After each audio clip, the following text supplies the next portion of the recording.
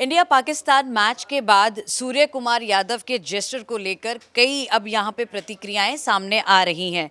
कोई उनके इस जेस्चर से खुश भी हो रहे हैं कि हाँ उन्होंने एक माकूल जवाब दिया है पाकिस्तान को। तो अब कई सवालों के घेरे में ये भी है कि क्या क्रिकेट की स्पोर्ट्समैनशिप पर एक सवालिया निशान लगता जा रहा है, क्या क्रिकेट और पॉलिटिक्स एक साथ आते जा रहे हैं। और जिस तरीके की हरकत जब मैच जीतने के बाद हुई है, खासतौर से जो खबरें सामने आई कि जब भारतीय क्रिकेट टीम ने मैच जीत लिया फिर उन्होंने ड्रेसिंग रूम का दरवाज़ा बंद कर लिया।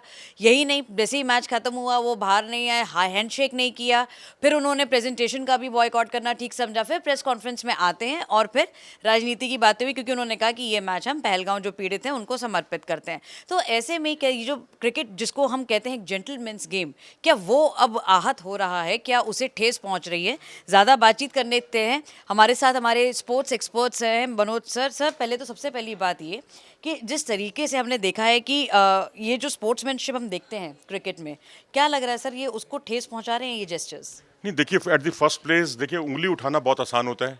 सबसे अच्छी बात तो बात करते हैं लाइट हो जाएगा। चलिए, मैंने सोचा कि अपना काम भी हो जाएगा और ये दोनों चीज़ें साथ साथ हो जाएंगी। देखिए, सबसे बड़ी दिक्कत तो ये कि या तो आप इसमें भाग ही ना लेते। अगर ये जो एशियन क्रिकेट काउंसिल का जो ये टूर्नामेंट है, इसमें अगर आप भाग ना लेते अदर स्थिति थी वो।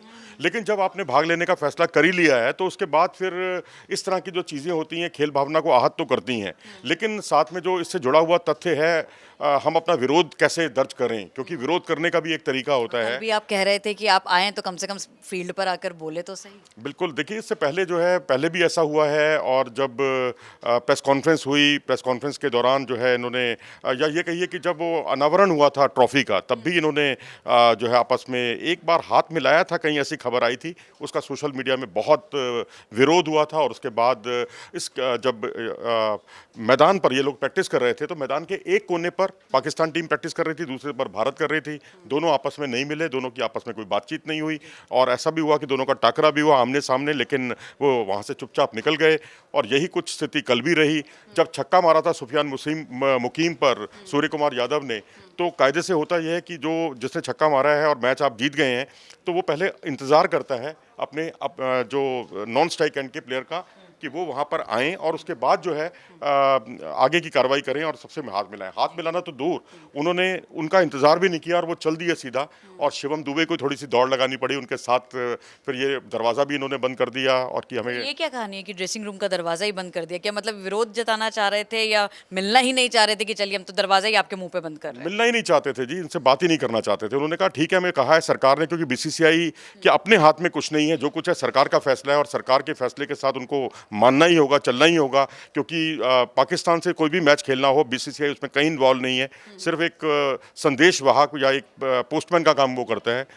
बाकी सारा कुछ फैसला, क्योंकि पाकिस्तान से खेलने में गृह मंत्रालय का फैसला होता है, विदेश मंत्रालय का फैसला होता है, खेल मंत्रालय का फैसला होता है। खेल मंत्रालय हालांकि लिबरल है, वो ऐसी चीज़ों में कोई बाधा नहीं बनता, लेकिन अब ये है कि उन्होंने लिखित प्रोटेस्ट दायर किया है, और अब एशियन क्रिकेट काउंसिल जो है वो, उसके अध्यक्ष भी जो है पाकिस्तान से ही हैं। उनके पाकिस्तान के इंटीरियर मिनिस्टर जो है मोहसिन नकवी, वही पीसीबी के भी अध्यक्ष हैं, वही एशियन क्रिकेट काउंसिल के भी अध्यक्ष हैं। तो अब चित भी अपनी, पट भी अपना, अब आपने विरोध भी दर्ज कर दिया है, तो आप कम से कम हिंदुस्तान, भारतीय टीम या टीम इंडिया कोई अच्छे रिजल्ट की तो उम्मीद ना करे कि वो कोई आपके लिए बहुत ज़्यादा पलके बिछाकर या ये कहे कि इसको इग्नोर करेंगे। लेकिन अब देखते हैं क्या फैसला आता है। लेकिन सर इस पे अगर बात की जाए, क्या पहले भी ऐसे कोई आपके नज़र में हो, या पहले भी ऐसे कोई इंसिडेंट्स रहे हैं जहाँ पे मतलब टीमों ने आपस में हाथ ही नहीं मिलाया, बात ही नहीं कर रहे, मैच खेल रहे हैं, ग्राउंड पिच पे उतर रहे हैं, लेकिन एक दूसरे से हाथ मिलाना तक नागवार गुजर? देखिए, बहिष्कार तो होता रहा है। 1991 की बात है, 90s, अर्ली 90s की, तब पाकिस्तान टीम भारत नहीं आई थी, उसने मना कर दिया था भारत आने से। और इस बार भी जब हॉकी का आयोजन हो रहा है, भारत में हुआ है पिछले दिनों राजगीर में, बिहार के शहर में, तो वहाँ पर भी पाकिस्तान ने आने से मना कर दिया। वो टिट फॉर टैट की रणनीति पर चल रहा है कि जो भारत कदम उठाएगा हम उसका विरोध करेंगे, उलट करेंगे।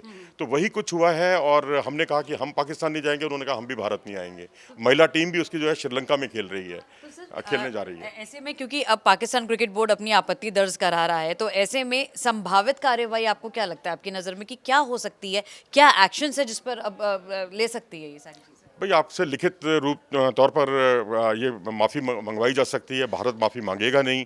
और एशियन क्रिकेट काउंसिल भी इस बात को जानती है कि अगर भारत टूर्नामेंट से हटता है या इस तरह की स्थितियां आती हैं तो वो न सिर्फ पाकिस्तान की सेहत के लिए अच्छा है, बल्कि तमाम मुल्क जो इसमें भाग ले रहे हैं उनकी सेहत के लिए भी अच्छा नहीं है। क्योंकि तमाम जितनी टीमें हैं, एसोसिएट टीमें हैं या अन्य टीमें हैं, उनका खर्चा जो है इंडिया पाकिस्तान के मैच से ही चलता है, और इंडिया को आप खारिज कर ही नहीं सकते आप। तो अब यही है कि मोहसिन नकवी को नरम पड़ना ही पड़ेगा इस मामले में, व्यवहारिक पक्ष को स्वीकार करना पड़ेगा। लेकिन आपने तो विरोध दर्ज कर दिया है, पाकिस्तान क्रिकेट बोर्ड के भी वो अध्यक्ष हैं, और देखिए अध्यक्ष विरोध दर्ज कर रहा है और जिसको दर्ज कर रहा है वो उसका भी अध्यक्ष है, दोनों जगह आप अध्यक्ष हैं। तो फिर इसका मतलब क्या है? इस तरह के विरोध का कोई मतलब है नहीं मेरे हिसाब से। विरोध का मतलब नहीं है सर। आप जिस तरीके से कह रहे हैं कि इंडिया पाकिस्तान का यही वो मैच है जो सबसे ज़्यादा रेवेन्यू लेकर आता है लोगों के बीच, लेकिन कल की अगर बात की जाए तो उतना ज़्यादा स्टेडियम हमें ऐसे खचाखच भरा हुआ नहीं दिखा। क्या ये वजह है कि अगर इंडियन फैंस जाएंगे नहीं तो क्या मतलब स्टेडियम भरते ही नहीं है? इस स्टेडियम के भरने का रेवेन्यू से कोई ताल्लुक नहीं है, क्योंकि वो आपको जो है विज्ञापनों से और जो एंडोर्समेंट्स होते हैं, जो मोटे एंडोर्समेंट्स हैं, उससे आपको इससे आमदनी होती है, जो पैसा बढ़ता है। टिकट की सेल का इससे कोई संबंध नहीं है। नहीं, लेकिन फिर भी जिस तरीके से आधे रहे थे स्टेडियम आधे नहीं, मतलब 20,000 जो मिनिमम वाली जो टिकट थी वो तो सारी बिक गई थी, लेकिन जो प्रीमियम टिकटें थी वो नहीं बिकी थी। तो बीच बीच में कुछ एक सीटें खाली दिखाई दे रही थी। तो इसका मतलब है कि लोगों में रुचि कम हुई है और विरोध भी है। लेकिन ये जो लोग कहते हैं कि विराट रोहित नहीं थे, वो एंगल था, मैं तो उससे बिल्कुल सहमत नहीं हूँ। अगर विराट रोहित वाला ही एंगल होता ना आने का लोगों के, तो फिर साउथ अफ्रीका के खिलाफ जो सीरीज़ हुई थी वहाँ दर्शक कैसे आए, और अन्य जो इंग्लैंड के खिलाफ सीरीज़ हुई, और भी तमाम सीरीज़ हुई हैं वनडे की, तो लोगों का भी रुझान आपको ऐसे ही लग रहा है कि क्या ये जो पहलगाम अटैक हुआ उसको लेकर क्या लोगों में भी नाराजगी है, शायद इसी वजह से नहीं पहुंच रही? यही एकमात्र कारण है कि विराट रोहित वाली मैं पहले अपनी बात पूरी कर लूँ कि उसमें तमाम और टूर्नामेंट्स भी हुए, वहाँ पर दर्शकों की उपस्थिति में कोई कमी नहीं आई, जबकि विराट और रोहित के बिना ही मुकाबले हो रहे थे। तो वो कोई मतलब नहीं है। लेकिन हाँ, पहलगांव की घटना ही एकमात्र ऐसा कारण लगता है मुझे, और बाकी लोगों का वैसे भी इंटरेस्ट नहीं है, और मैचों में तो 500 दर्शक भी नहीं आ रहे हैं। तो आप अंदाज़ा लगा सकते हैं कि आप एक तो आपने सारी एसोसिएट टीमों को, 3 एसोसिएट टीमों को एक साथ भर दिया है। ऐसा पहले कभी नहीं होता था, 6 टीमें होती थी और 8-8 टीमें जो हैं 8 टीमें भाग ले रही हैं। तो जब मिनोज लड़ेंगे, यानी जो नौसखिया टीमें हैं वो बड़ी टीमों से खेलेंगी, और तो फिर यही होगा, कोई टीम 57 पे आउट हो जाएगी, कोई 67 पे आउट हो जाएगी। तो यही फिर उसमें क्या रोमांच आएगा? फिर गली मोहल्ले के क्रिकेट में और यहाँ के क्रिकेट में क्या फ़र्क रह जाएगा? और जिस तरीके से सर एक बॉर्डर लाइन, मेरा आखिरी सवाल आपसे यही है, एक स्पोर्ट्समैनशिप, एक लेजेंडरी गेम, एक कहते हैं कि जेंटलमैन्स गेम, ये इसको बचाए रखने के लिए, इसकी गरिमा बचाए रखने के लिए क्या ये सब जेस्चर्स हमें अवॉइड नहीं करने ये चाहिए? कौन सा जेंटलमैन गेम है? किस जेंटलमैन गेम की बात करते हो? जेंटलमैन गेम का नाम दिया है इंग्लैंड ने, और इंग्लैंड वाले ही जो जेंटलमैन गेम की जो हत्या करते हैं। अब आप देखिए, पिच पर जाकर वो जश्न मनाने का उनका तरीका, वहाँ पर जाकर सब पेशाब करते हैं, यूरिन। ये कौन सा जेंटलमैन गेम है? कौन से ही संस्कार हैं ये? ठीक है, उनके संस्कार होंगे पश्चिमी देशों के, लेकिन जेंटलमैन नाम की चीज़ सिर्फ कागजों में है, हकीकत में ऐसा कुछ नहीं है। तो हकीकत में ऐसा कुछ नहीं है, तो मतलब आप कह रहे हैं कि आहत तो हुआ है कहीं ना कहीं? भावनाएं आहत होंगी तो फिर जाहिर सी बात है कि देश आहत हुआ है पहलगांव की घटना से। उसका असर खिलाड़ियों पर आना बहुत स्वाभाविक है। खिलाड़ी भी ह्यूमन बीइंग है भाई। उन्होंने जो कुछ किया, मेरे ख्याल से देश का जो रुख है उसका ध्यान में रखते हुए ये सब फैसला किया गया। हमसे बात करने के लिए बहुत बहुत शुक्रिया। तमाम देखिए बातें सामने आई हैं क्योंकि अब यहाँ पर टिट फॉर टैट वाली एक कहें तो रणनीति चल रही है। इंडिया पाकिस्तान के जो जेस्चर्स सामने आ रहे हैं वो एक दूसरे को देख कर आ रहे हैं। अगर पाकिस्तान जो भी अपना मोमेंटम ले रही है वो इस बात से ले रही है कि इंडिया कैसे रेसिप्रोकेट कर रहा है। अब हालांकि पीसीबी ने इस बात को लेकर अपनी नाराज़गी भी जाहिर की है, उन्होंने शिकायत दर्ज की है कि ये कोई तरीका नहीं होता है कि मैच के बाद आप मिले नहीं, हैंडशेक नहीं करें।